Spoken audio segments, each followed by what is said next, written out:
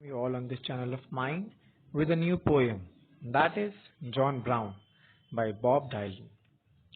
So basically in this poem जो इस poem का brief है वो ये है कि जॉन ब्राउन एक सोल्जर का नाम है, लाइक जो आर्मी में सोल्जर्स काम करते हैं उनका उनमें से किसी एक का नाम है. Okay, and this poem is all about the things, the thoughts which we have about war. जो हमारे wars के लिए हमारे मन में thinkings होते हैं आफ्टर वॉर और बिफोर वॉर, ये दो चीजें इसमें कंपेयर हुई हैं इस पोएम में. So let's start the poem. John Brown went off to war to fight on a foreign shore. His mama sure was proud of him. He stood straight and tall in his uniform and all. His mama's face broke out all in a grin. तो जो अब John brown है, अब वो went of to war, मतलब अब वो जंग में जाने के लिए तैयार हैं, जो कि कहीं और होने वाला है. फॉर एग्जांपल होता है ना, अमेरिका, इटली, जो भी चीजें हैं. सो वो बाहर कहीं जाके जंग करने वाला. ऑफ कोर्स जहाँ आप हैं वहां तो जंग हो नहीं रही होगी, है कि नहीं. सो बैटल फील्ड में जाने के लिए वो रेडी है. उसकी जो मामा है, मामा means of course that mother, जो उनकी माँ है जॉन ब्राउन की, वो बहुत ही ज्यादा खुश है और बहुत प्राउड फील कर रही हैं क्योंकि उनका बेटा वॉर में जा रहा है. He stood straight and tall in his uniform and all. और उसने अपने यूनिफॉर्म को पहन के बहुत ही सीधे तरीके से खड़े हैं. आपने अक्सर आर्मी पीपल का, सोल्जर्स का फिजिक देखा होगा जो बहुत ही स्टिड स्टफ टाइप्स होता है. So in that way he is standing all straight and tall with his uniform on him. His mama's face broke out all in a grin. और broke out means पूरे चेहरे में एक बहुत बड़ी स्माइल है, प्राउड वाला फीलिंग है कि मतलब मेरा बेटा सोल्जर है, मेरा बेटा वॉर करने जा रहा है अपनी कंट्री के लिए. So that is all about the reaction of his mother. Oh son you look so fine, I am glad you are son of mine. तो अपने बेटे को देख के कहती हैं उसकी माँ कि तुम कितने अच्छे लग रहे हो, तुम कितने स्मार्ट लग रहे हो, तुम कितने मतलब सही लग रहे हो, और मैं बहुत प्राउड हूँ कि मैंने तुम्हें जन्म दिया है. You make me proud to know you hold a gun. और मुझे फक्र महसूस होता है जब मैं ये देखती हूँ कि तुम बंदूक चलाते हो, तुम गन रखे हो. अक्सर आज भी बहुत जो विलेज एरियाज, अगर आप उधर जाइए वहाँ पे कोई बच्चा अगर फौज में हो तो वहाँ के गांव वाले बहुत खुश रहते हैं कि मतलब मेरा बच्चा फौज में है. बिकॉज आर्मी में रहना और अपने देश को सर्व करना बहुत ही नोबल प्रोफेशन माना जाता है. Do what the captain says, lots of medals you will get. तो कहती हैं कि तुम वहां पे जाओगे, जो जो कैप्टन कहेगा उसके ऑर्डर्स को फॉलो करना, उसके कमांड्स को फॉलो करना, और उसकी वजह से तुम्हें बहुत मेडल्स भी मिलेंगे. And we will put them on the wall when you come home. और जब तुम घर आओगे उतने मेडल्स लेके, अपने कामयाबी के मेडल्स लेके, अपने जो जो तुम चीजें करोगे इसमें क्या पता तुम्हें मेडल्स मिले, वो सब हम लोग लाके घर के दीवारों में टांगेंगे, लगाएंगे. As that old train pulled out, John's ma began to shout. और जैसे ही वो जॉन ब्राउन ट्रेन में चढ़ते हैं तब उनकी मम्मी चिल्लाने लगती हैं, telling everyone in the neighbourhood, और अपने सब चीख चीख के सबको बताती हैं कि that's my son that's about to go, he is a soldier now you know. और पूरी चिल्ला चिल्ला के कहती हैं, जैसे कि आपने अभी भी देखा होगा हमारी जो माएँ हैं, they are so much like connected to us कि अगर हम छोटी सी छोटी चीज कर देते हैं तो लाइक हमारी माँ सबको, रिश्तेदारों को फोन कर करके बताती हैं. And just imagine here this woman's child is soldier now. तो of course she is shouting and telling everybody nearby, जो भी अगल बगल लोग हैं सबसे वो बता रही हैं चिल्ला के कि मेरा बेटा सोल्जर है. She made well sure her neighbours understood. और उन्होंने एकदम ऐसे वे में सबको बताया कि मतलब सबको समझ में आ गया कि हाँ उनका बेटा सोल्जर है और अब वो वॉर के लिए जा रहा है. She got a letter once in a while and her face broke into a smile. और जब वहाँ पे जॉन ब्राउन चले गए बैटल फील्ड के समय, तो वहाँ से कभी कभी हफ्तों में, महीनों में कभी कभी एक लेटर आ जाता था, और जैसी वो लेटर पढ़ती थी जॉन ब्राउन की माँ के चेहरे पे एक स्माइल आ जाती थी. As she showed them to the people from next door and she bragged about her son with his uniform and gun. और जब वो लेटर पाती थी तो सबको अगल बगल जितने नेबर्स हैं, जितनी उनकी सहेलियां हैं, सबको दिखाती थी, सबको बोलती थी कि मेरा बेटा देखो यूनिफॉर्म पहन रहा है, मेरा बेटा देखो गन चलाता है, मेरा बेटा ये, मेरा बेटा वो.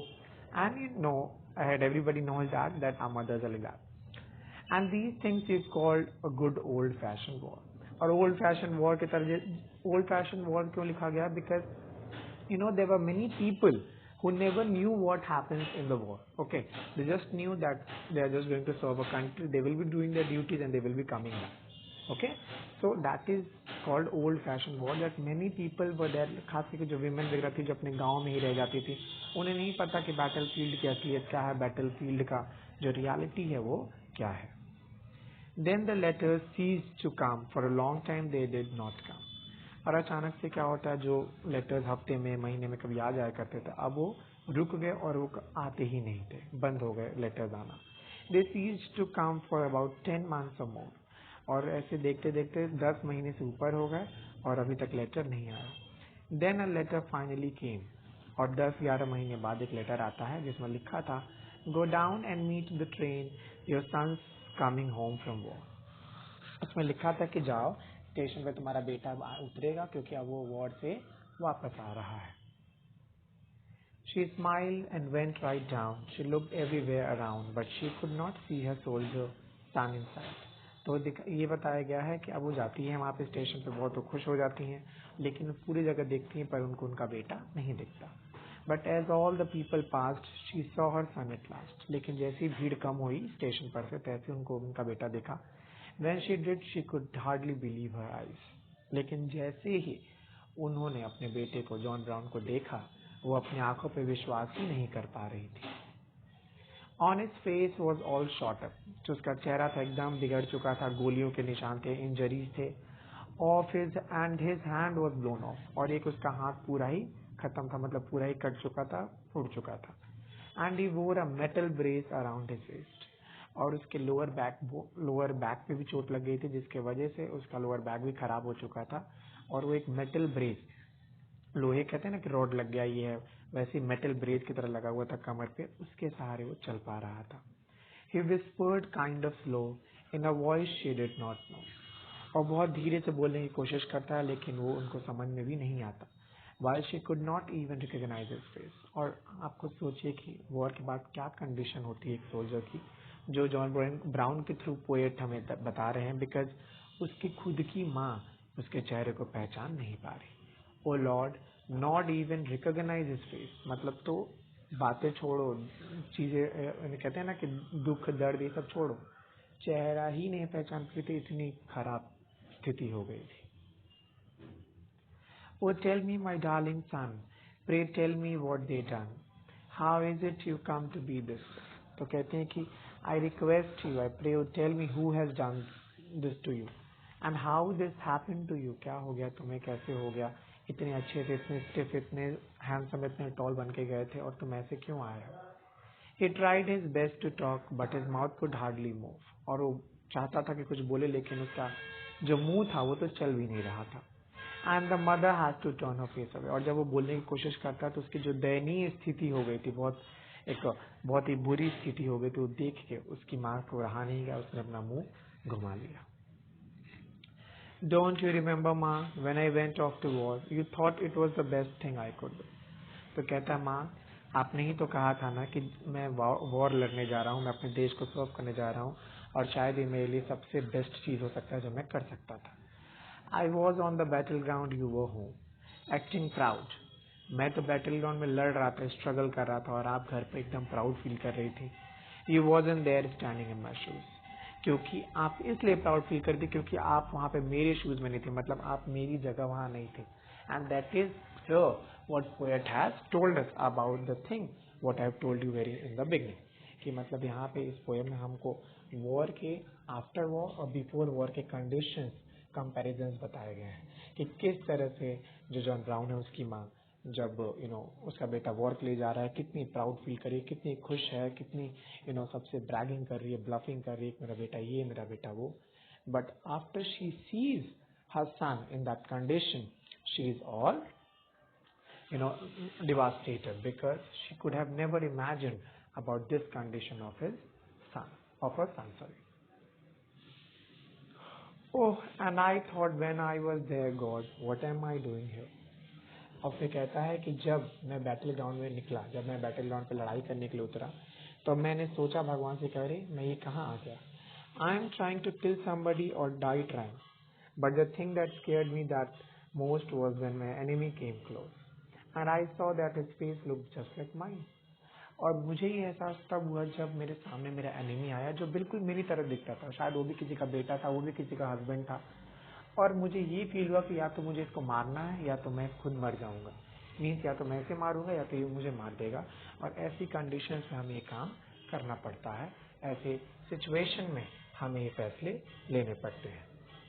ओ लॉर्ड जस्ट लाइक माइन। और वो जो एनिमी था जिसको मैंने मारा, जो मेरे हाथ से मारा गया, वो बिल्कुल मेरी तरह ही दिखता था। वो भी शायद किसी का बेटा था जिसके लिए उसकी माँ इंतजार कर रही थी। And I couldn't help but think through the thunder rolling instinct। और वो गड़गड़ाहट, वो साउंड, वो सिचुएशंस ऐसी थी कि सिर्फ कुछ कर नहीं सकता था, लेकिन बस सोच रहा था that I was just a puppet in a play। और हम लोग ये सोच रहे थे कि ये सब जो लड़ाइयाँ हैं ये तो पॉलिटिकली लोगों के बीच में, पॉलिटिशियंस के बीच में, प्रेसिडेंट के बीच में, प्राइम मिनिस्टर के बीच में। बट हम लोग जो हैं, हम सोल्जर जो हैं, वो बस हम लोग एक पपेट्स हैं जो इस पूरे नाटक में पपेट का रोल करते हैं। जैसा जैसा हमसे कहा जाता है वैसा वैसा हम करते हैं।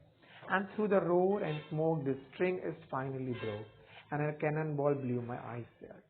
और मैं अभी सब सोच ही रहा था तब तक एक बहुत बड़ी गड़गड़ाहट से और बहुत बड़ा स्मोक इस तरह से कैनन बॉल मतलब तोप के गोले आए और मेरी आंखों को उड़ा के लेके चले गए। मतलब मेरी आंखों की रोशनी उनको देख के चली गई। As he turned away to walk, his माँ was still in shock। और अब वो घुमा के अब घर की तरफ बढ़े, लेकिन उसकी जो माँ है अभी भी वो शॉक में है। At seeing the metal brace that helped him stand। और जब वो देखती है कि आज उस समय जब वो जा रहा था तो किस तरह से टॉल से स्टिफनेस से खड़ा था, लेकिन इस समय उसको खुद एक मेटल ब्रेस जो उसके कमर पे बंधी हुई थी उसके सहारे उसको खड़ा होना पड़ रहा है। But as he turn to go he called his mother close. लेकिन जैसे ही वो जाने की तरफ मुड़ा वो कहता माँ इधर आइए। And he dropped his medals down into her hand. और जो मेडल्स मिले थे उसको वॉर में जीतने के लिए, मे बी ऑफकोर्स इसकी साइड जीत गई थी तभी तो इतने अच्छे से आया था यहाँ पे। सो मीन्स अच्छे इन द सेंस लाइक बच के आ गया था ऑफकोर्स। सो वो अपनी जो मेडल्स पाया था वो अपनी माँ के हाथ में दे देता है। तो यहाँ पे जो मेडल्स को जिसको उस हाथ पे रखता है वो मेडल सिग्निफाई करते हैं कि यही कॉन्सिक्वेंसेज होते हैं वॉर के। कि इंसान सोचता है मेरा बच्चा ये कर रहा है, मेरा बच्चा मेडल्स लेके आएगा, मेरा बच्चा बहुत नाम कमाएगा, लेकिन नाम के साथ साथ सोचो इस मेडल की कीमत उसको क्या चुकानी पड़ी। उसका एक हाथ चला गया, उसका लोअर बैक चला गया, उसके चेहरे की खूबसूरती चली गई, स्टिफनेस चली गई, टॉलनेस चली गई, हर एक चीज़ चला गया। और जो बच्चा अपनी माँ के सामने इतना टॉल, इतना स्टिफ वे में गया था, स्ट्रेट एंड वे में, वो आज खुद एक मेटल ब्रेस के थ्रू खड़ा हो पा रहा है। So this was all about the poem John brown. Thank you very much.